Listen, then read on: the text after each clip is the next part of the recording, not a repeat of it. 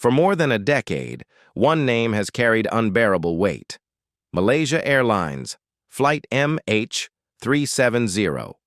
On March 8, 2014, it vanished from the night sky without explanation, taking 239 lives and leaving their families trapped in silence and uncertainty. Governments spent hundreds of millions, navies scoured the oceans, and satellites searched the skies, but the answers never came. Years of frustration and grief hardened into one of aviation's darkest mysteries. Now, after 11 years of failure, the ocean itself may finally be giving up its secret, and the discovery points straight to the truth no one wanted to face. The night of disappearance. Malaysia Airlines, Flight MH370, departed Kuala Lumpur International Airport just after midnight on March 8, 2014, bound for Beijing.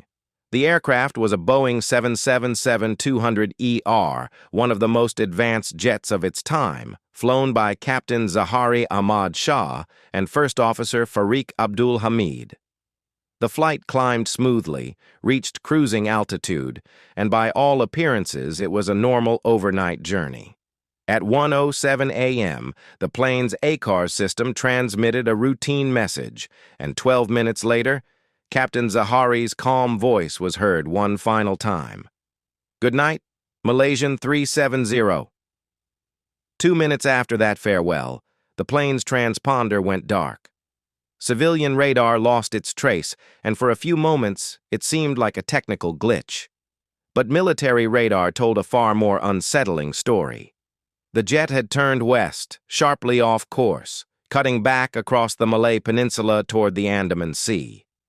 For the next several hours, while the world slept, MH370 flew on in silence.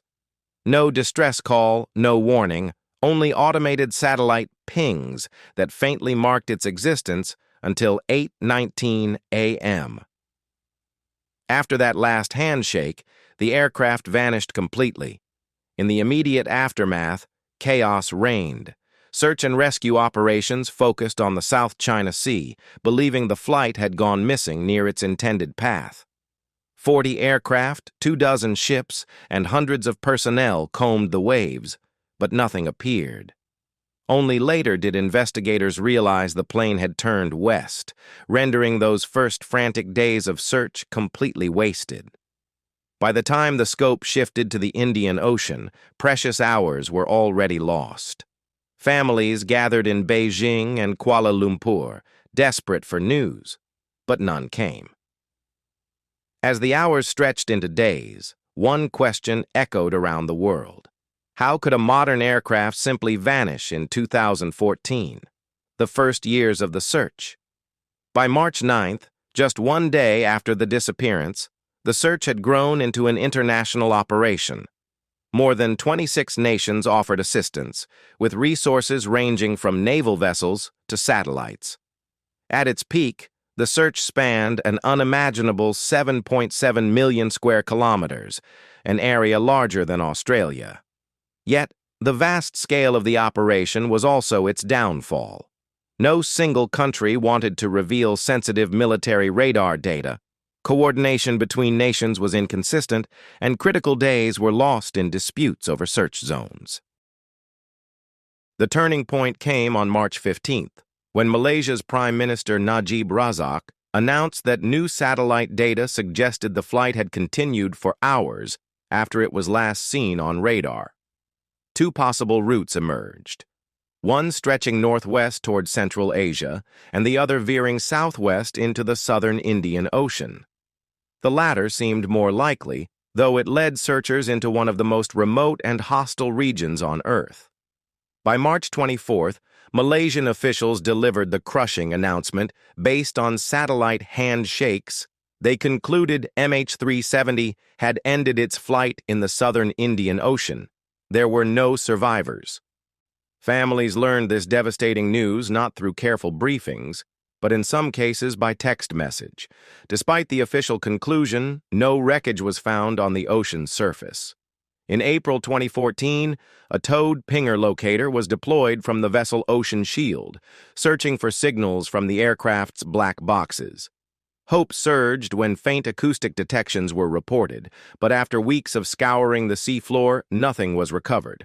Between 2014 and 2016, search teams used echo-sounding technology to map nearly 279,000 square kilometers of the ocean floor, territory previously unknown even to scientists.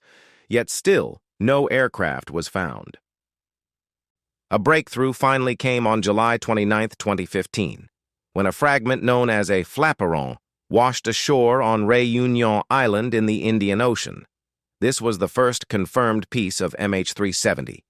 In the following months, more than 20 pieces of suspected debris appeared across coastlines in Madagascar, Mozambique, and Tanzania. Each discovery confirmed the aircraft had indeed reached the Indian Ocean, but the main wreckage remained hidden. By January 2017, after spending more than $150 million and searching 120,000 square kilometers of ocean floor, the official search was suspended. Families were left in despair. The declaration that the hunt had ended, without answers, without closure, felt like a second tragedy. For many, it seemed the ocean had swallowed the truth forever. Ocean Infinity's first attempt in 2018. With government-backed searches officially suspended in January 2017, hope seemed extinguished. Yet in early 2018, a private company stepped forward, determined to succeed where nations had failed. Ocean Infinity, a Texas-based seabed exploration firm, proposed a bold deal to the Malaysian government. They would resume the hunt under a no-fine, no-fee contract. The stakes were enormous. If they succeeded in locating the wreckage, they stood to earn up to $70 million. If they failed, they would walk away empty-handed. Ocean Infinity's secret weapon was technology. Unlike the older, slower equipment towed behind ships in earlier searches, the company deployed a fleet of autonomous underwater vehicles, or AUVs. These robotic submarines could dive independently to depths of 6,000 meters, remain submerged for up to 100 hours, and scan vast areas with precision sonar. They operated from the advanced research vessel Seabed Constructor, which acted as their floating command center. Each AUV was equipped with high-resolution side-scan sonar, synthetic aperture sonar, multi-beam sonar, and sub-bottom profilers, enabling them to detect everything from large fuselage fragments to small objects buried under layers of sediment.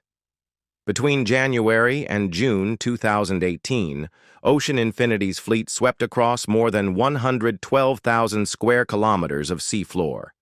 They searched regions both within and beyond the official zones charted by previous government-led operations. At one point, they covered nearly as much ground in 6 months as previous missions had achieved in 3 years. Their work not only advanced the search for MH370, but also produced some of the most detailed maps of the Indian Ocean ever created. Despite their speed and precision, however, the results were heartbreakingly familiar. No wreckage was found. Families who had clung to this renewed effort watched another wave of disappointment wash over them. Ocean Infinity concluded the mission in June 2018, empty-handed.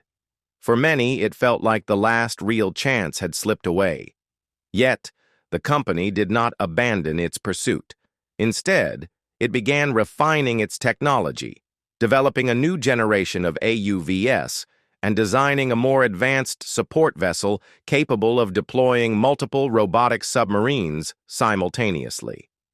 Ocean Infinity's leaders promised they would return, and for families who had endured years of unanswered questions, that promise kept a small flame of hope alive.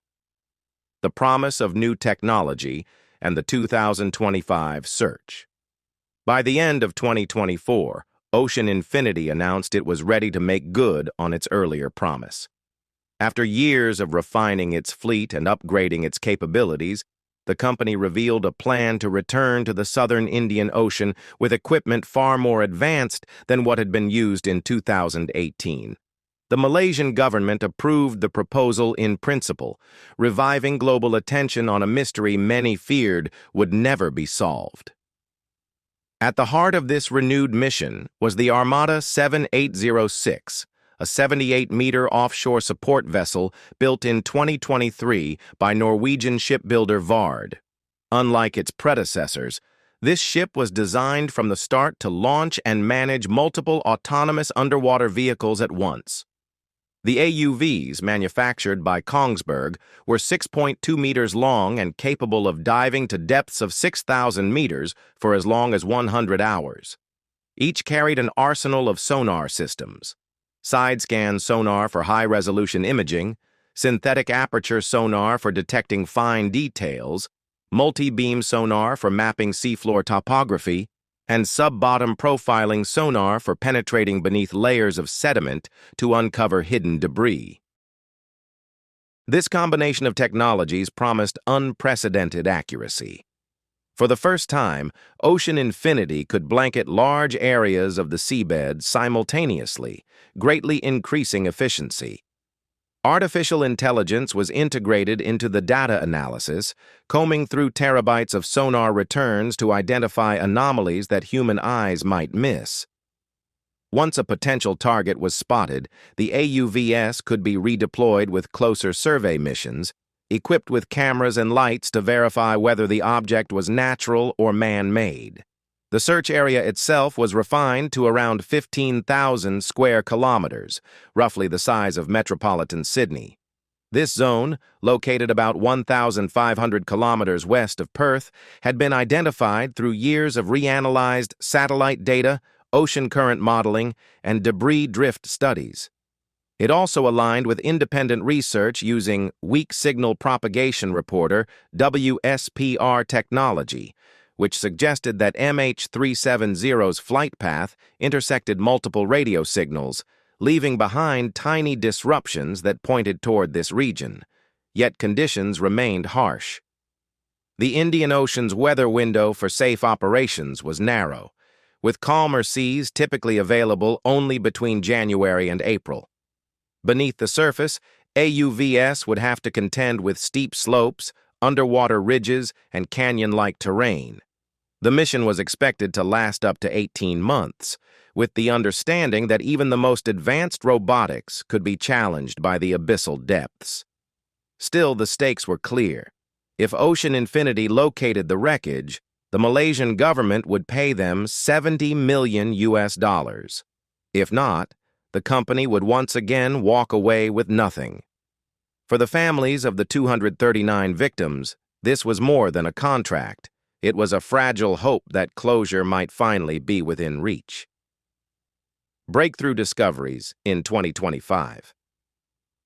In early 2025, Ocean Infinity launched its new search, deploying the Armada 7806 and its fleet of advanced AUVS into the southern Indian Ocean. For weeks, the mission unfolded quietly, with the robotic submarines descending into darkness, scanning the seabed, and returning with massive troves of data. At first, results appeared routine, mostly geological formations and natural features. But in May, something changed. One of the AUVS detected sonar reflections that stood out from the chaotic seabed. At first glance, the anomalies resembled scattered rocks along a trench. Yet when side scan and synthetic aperture sonar data were layered together, the outline of a long, flat structure began to emerge. The dimensions matched the span of a Boeing 777 wing. The team, wary of false alarms, ordered a second dive. This time, the AUV descended closer to the seafloor, equipped with high-resolution sensors and lights. The images it returned were chilling. A fractured structure with straight edges, rib-like internal patterns, and torn metal surfaces, details no natural formation could mimic. Within a 15-kilometer radius, two more anomalies were located. One appeared consistent with the tail section of a wide-body aircraft, while the other showed curved contours resembling the fuselage. Sonar suggested the debris field was spread in a fan shape, likely the result of a high-speed impact followed by underwater drift. The location corresponded closely with predictions made by WSPR-based analysis, giving added credibility to both the technology and the find. Investigators were cautious. Official confirmation required detailed verification, comparison with MH370's structural blueprints, and chemical analysis of the materials. But privately, the mood shifted. For the first time in 11 years, physical evidence pointing to the aircraft's resting place had been identified. The discovery reignited emotions around the world. Families who had endured over a decade of uncertainty were notified. Some broke down in tears, others called for privacy, and many asked the same question: could their loved ones finally be brought home? Behind closed doors, preparations began for a recovery mission involving remotely operated vehicles with cameras and manipulator arms capable of retrieving smaller fragments from the ocean floor. The ultimate objective, however, was clear: to recover the flight data recorders, the black boxes that could finally explain what happened in those final hours. The next challenge: recovering the black boxes. Finding possible wreckage was a breakthrough, but it was not the end of the story. For investigators, the ultimate prize remained the aircraft's two black boxes: the flight data recorder, FDR, and the cockpit voice recorder, CVR. These devices, built to withstand extreme heat and crushing forces, are designed to preserve the final moments of a flight, recording technical data such as altitude, speed, and engine settings, as well as the voices and sounds inside the cockpit. In many past crashes, they have been the single source of truth that transformed mystery into clarity. The challenge with MH370, however, was unparalleled. The suspected wreck site lay at depths nearing 6,000 meters, in a region known for steep underwater ridges and unpredictable currents. After 11 years, sediment may have partially buried the recorders, and saltwater exposure could have damaged their internal memory. Retrieving them would require remotely operated vehicles equipped with robotic arms, operating in freezing darkness under pressures more than 600 times greater than at sea level. Ocean Infinity prepared for this stage with new generations of ROVs, built specifically for deep-sea salvage. These machines would be tasked not only with locating and retrieving fragile fragments, but also with handling larger structural components if the wreck proved accessible. The operation, however, was expected to take months, if not longer. Each dive required meticulous planning, and each attempt carried the risk of equipment failure in some of the harshest conditions on Earth. For the families, the hope of recovery carried mixed emotions. On one hand, the discovery of the black boxes could finally reveal what happened on March 8, 2014. Whether it was a mechanical failure, deliberate action, or something else entirely. On the other hand, some feared that answers would never come, either because the data was too damaged or because the truth itself might be too painful to accept. Governments, too, faced questions. Would Malaysia, Australia, and international aviation authorities release all the findings, or would sensitive details remain locked away? Would new rules be introduced to prevent another disappearance like this, or would MH370 remain an outlier, a tragedy marked by secrecy and half-answers? After more than a decade of silence, the ocean may finally have revealed its secret. But will the black boxes still hold the truth after 11 long years? And if they do, will the answers bring peace or raise even more disturbing questions? What do you think? Will investigators finally uncover the real story of MH370? Share your thoughts below, and don't forget to like, comment, and subscribe for more stories like this.